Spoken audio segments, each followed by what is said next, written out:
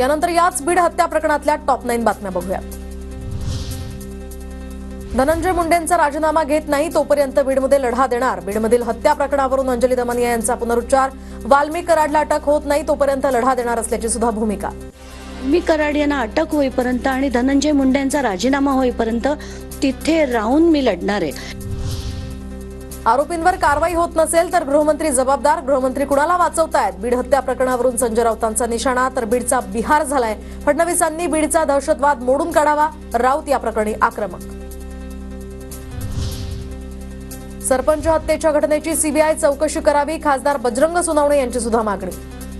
पहिल्या दिवसापासून मागणी एकच करतोय, सीबीआय मागणी। मी आदरणीय अमितभाई शहांना सुद्धा सांगितलं की तुम्ही सीबीआयची चौकशी करा।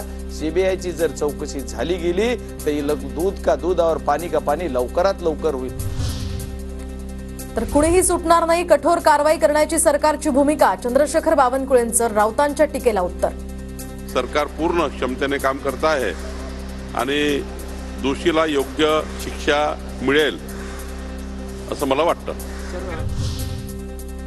दरम्यान महाराष्ट्रामध्ये कायदा आणि सुव्यवस्था राहिलेली नाही। बीडचा बिहार झालाय। फडणवीसांनी बीडचा दहशतवाद मोडून काढावा। खासदार संजय राऊतांची मागणी। संजय राऊतांना लोक कंटाळली आहेत, त्यांनी सकाळचा भोंगा बंद करावा। रुपाली चाकणकर यांची टीका तर विरोधी पक्षांनी आत्मपरीक्षण करावं। मुंडेंच्या राजीनाम्याची मागणी करणाऱ्या राऊतांविरोधात चाकणकर आक्रमक।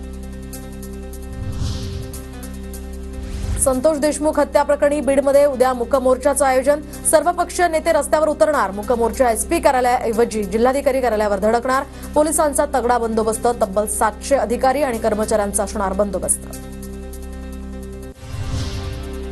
मंत्रीच गुन्हेगारांना संरक्षण देत असतील तर अशा घटना वाढतीलच। बीडमधील सरपंच हत्या प्रकरणावरून आता वडेट्टीवारांचा सरकारवर निशाणा।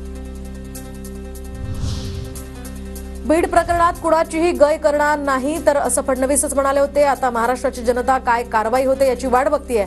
फडणवीसांच्या भूमिकेवर काँग्रेस नेते सतेज पाटलांची प्रतिक्रिया।